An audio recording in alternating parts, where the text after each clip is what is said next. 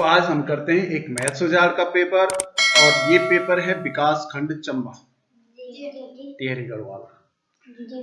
इसमें थोड़ा हल्का प्रिंट दिख रहा है, लेकिन जो इसके प्रश्न है बहुत अच्छे हैं और इसको आप लोग ध्यान से देखेंगे और मुझे सॉल्व करके भेजेंगे, ठीक है ना। निम्न भिन्न को हल करके प्राप्त होगा, निम्न भिन्न को हल करके क्या प्राप्त होगा? 8/3 गुणा 6/2। गुणा में हम काटते हैं, क्या करते हैं? 3 एकम 3, 3 दूनी 6। अब यहाँ देखिए 2 2 कट गया, कट गया, 2 से 2 कट गया। अब ये यहाँ नीचे तो 1 बच गया, यहाँ भी 1 मान लो तो 1 1 1 खत्म हो गया, तो यहाँ जो है कितना बच गया? 8 बच गया, ठीक है ना। 2708 से बनने वाली 4 अंकों की सबसे छोटी संख्या। तो सबसे छोटी संख्या बनाने के लिए सबसे पहले क्या करते हैं? सबसे छोटा क्या है? 2। हाँ, 0 छोड़ के 2 है, तब क्या लिखते हैं? 0। तब 7 8।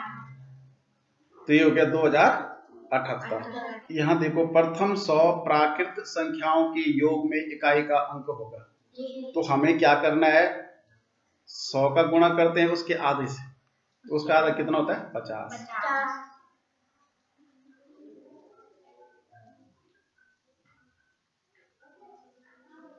तो 5 एकम 5 हो गया, 2 0 100 के, 1 0 50, 5000 आ गया। फिर इसमें 50 ही जोड़ना है।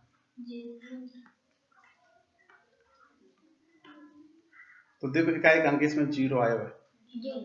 जैसे इसमें एक सवाल में और देता हूं आपको, इस ऐसे सवाल बहुत आते हैं कि प्रथम 10 संख्याओं को जोड़ो 1 से 10 तक। तो आपने क्या करना है? सबसे बड़ी संख्या है 10, 10 का गुणा किससे करना है? 5। तो 10 पंजे कितना होता है? 50। और इसमें यही 5 जोड़ देना है, तो 55। अगर आप लोग जोड़ेंगे तो 55 ही आएगा। देखो 1 2 3 4 5 6 7 8 9 और 10। देखो 9 और 8 होते हैं 17, 17 7 24 और 6 30 और 5 35 और 4 39 और 3 42 और 2 44 और 1 45 का 5, हासिल 4 और 1 5, देखो 55।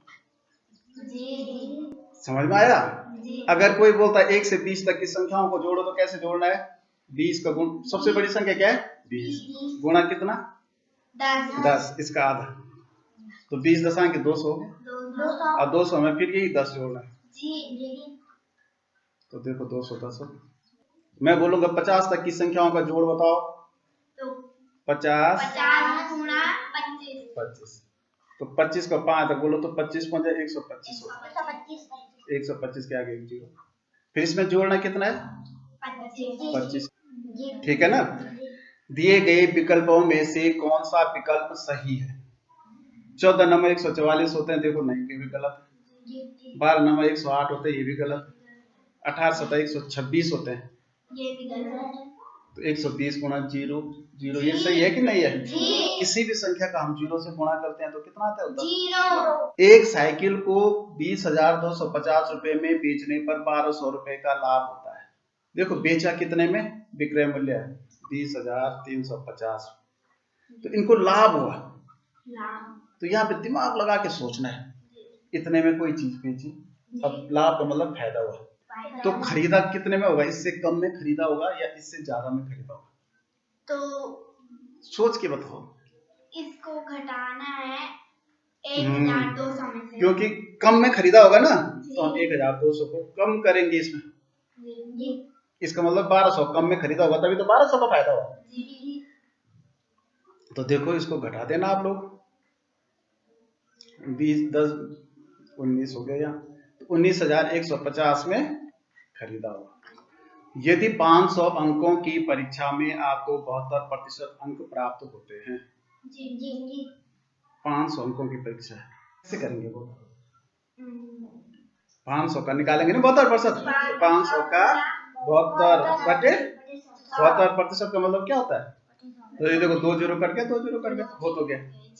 तो 5 दूनी 10 का 0, अब 5 7 35 और 1 10 क्या से 36। इसका मतलब 360 अंक आए क्या है। निम्न को हल करने पर प्राप्त होगा, निम्न को हल करने पर क्या प्राप्त होगा, 2 गुणा 2 गुणा 2 गुणा 2, ये सब हल करेंगे।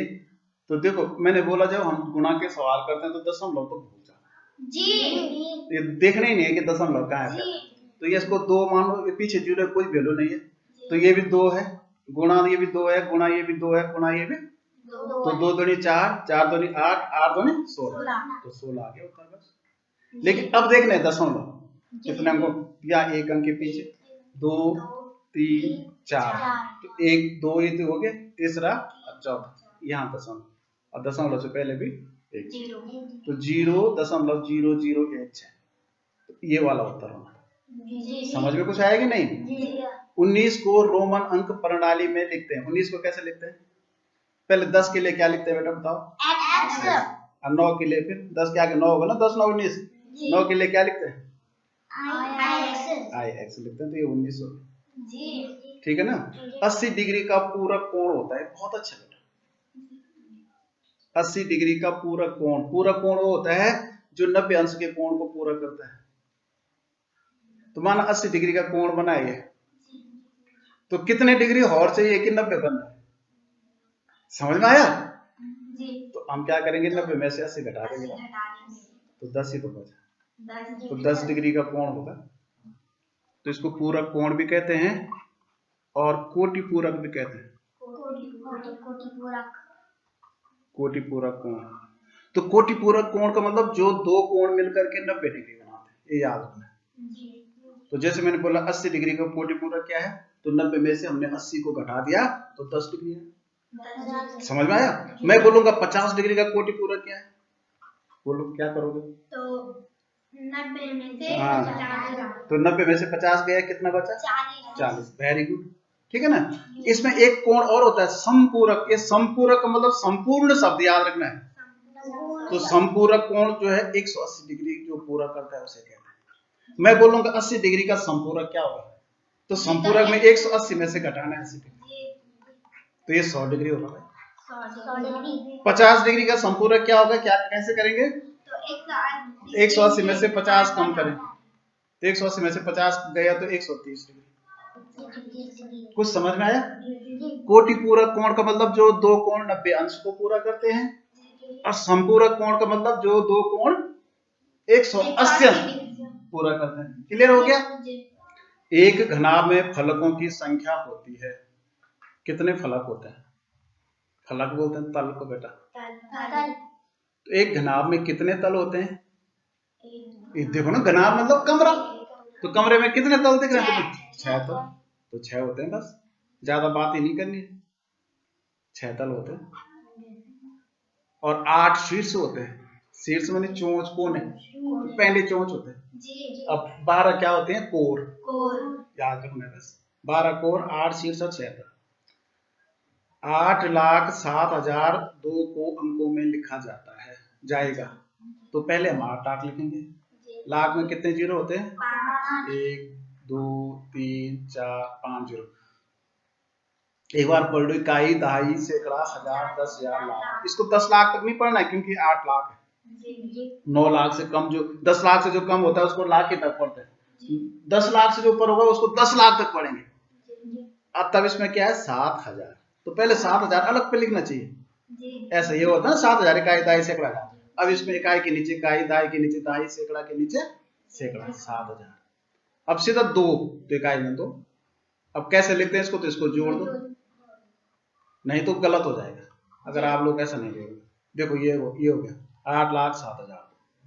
कोण को मापा जाता है रेडियन में, किलोग्राम में, किलोमीटर में या सभी में, तो रेडियन में मापा जाता है। इसको जैसे अंश होता है ना, तो कहीं पिछली बार क्वेश्चन आया था कि अंश में मापा जाता है, तो डिग्री भी बोलते हैं, जैसे 90 डिग्री का कोण। और वैसे जो इसका मापने का जो स्केल है वो रेडियन होता है, ठीक है ना। एक कार्टून में 25 पुस्तकें पैक होती है, बहुत अच्छा सवाल है। देखो कार्टून होता है पेटी, उसमें एक कार्टून में 25 बुक्स हैं, ठीक है। 2950 पुस्तकों को पैक करने के लिए कितने कार्टूनों की आवश्यकता होगी?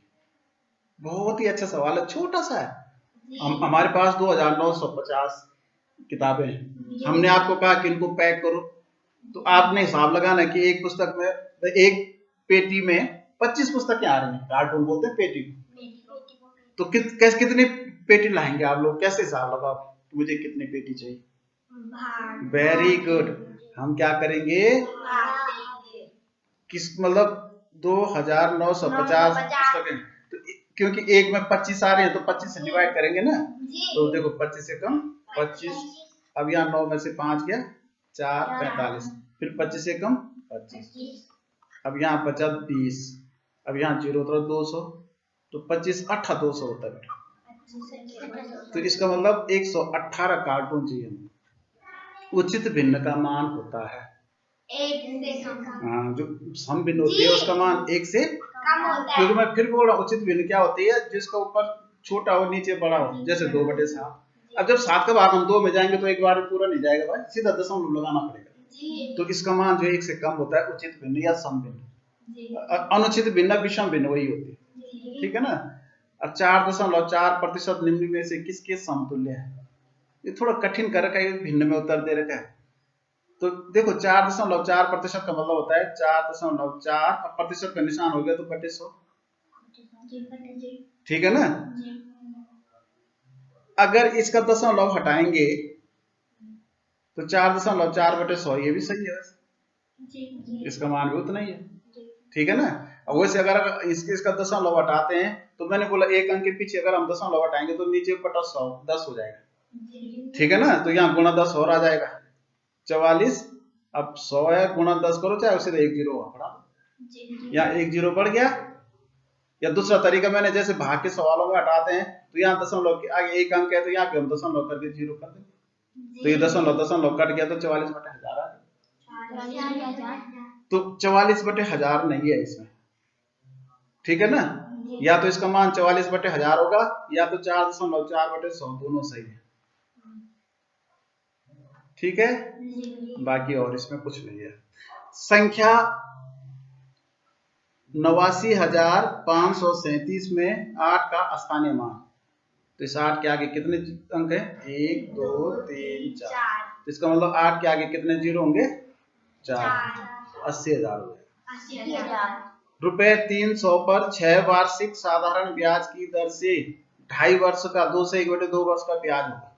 साधारण ब्याज बराबर मूलधन गुणा, तो मूलधन हो गया 300, दर हो गए 6 वार्षिक साधारण 6% होना था यहाँ, 6% दर हो गई, गुणा समय 2.5 वर्ष हो गया।